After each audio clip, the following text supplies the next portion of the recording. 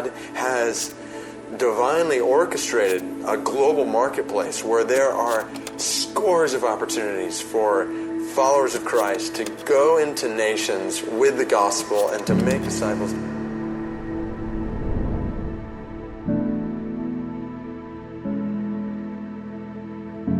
It was started in 1978 by a Christian American who received a word from God to come to Israel and start a business. And he went to the government and said, where's the place with the least amount of employment? And they said Tiberias. So he came to Tiberias and started a factory.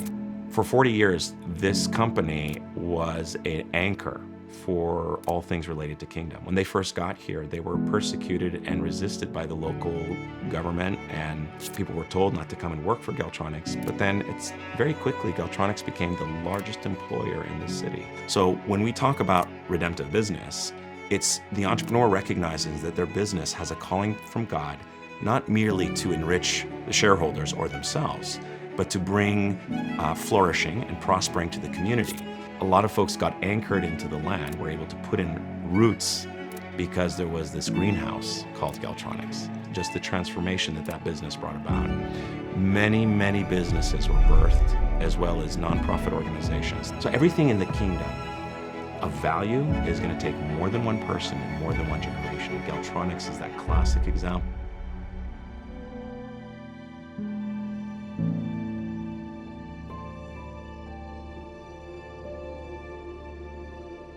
Galtronics designed and produced antennas for the telecommunication market. At its peak, it had probably 1,700 employees worldwide.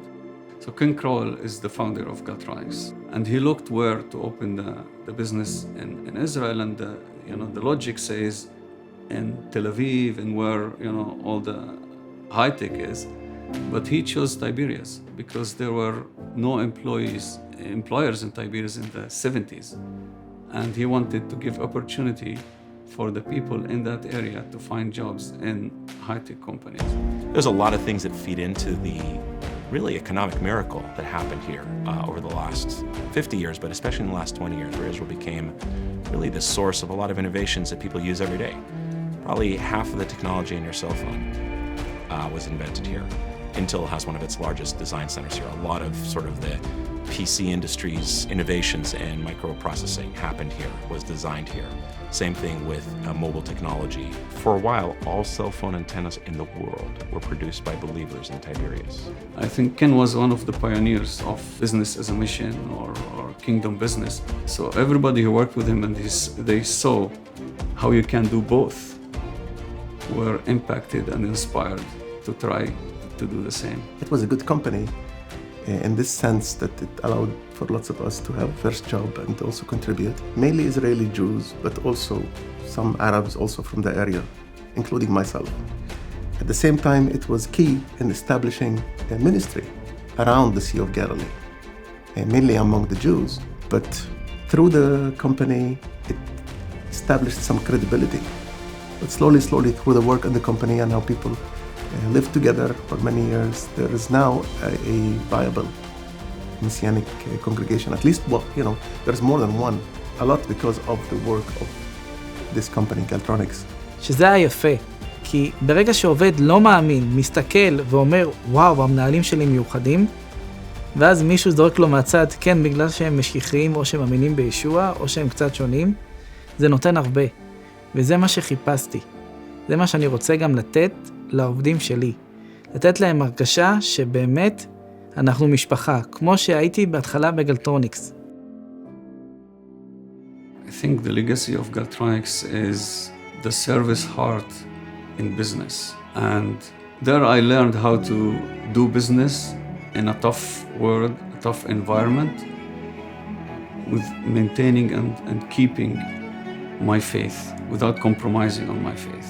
I would say the legacy of the late Ken Crowell was the humbleness, the love, the support, the encouragement he gave to everybody that worked in that company. Anyone that you talk to that worked at that company and knew him will tell you how their life was touched. The day that Firstfruits got its incorporation papers was the day that Ken Crowell passed. And a lot of what we're trying to do at Firstfruits reflect his original vision of using business to bring blessing and transformation. So business that is locally funded, is meeting local needs, is having local impact, employing local people, making local blessing, will make impact and be transformational. So this idea of greenhouse is actually, it's not only the business itself. Business needs a greenhouse, but certain businesses provide greenhouse effect for the surrounding community. In fact, we know this from entrepreneurship, that an entrepreneur's chances of succeeding in their business more than double if they're part of a supportive community. To us, a business is a tree in the garden, each according to its kind. And so by planting these kinds of trees, we're planting a garden, and eventually the different kinds of trees will produce a very amazing ecosystem. We recognize that Galtronics, for example, was pioneering, and it was a gift of God that it broke ground, which allowed us to do what we're doing today. We're not here on our own strength. We're here because of many that came before us. And any really good business that scales takes more than just an entrepreneurial founder. It takes a whole group of people that have similar values and are pulling in the same direction.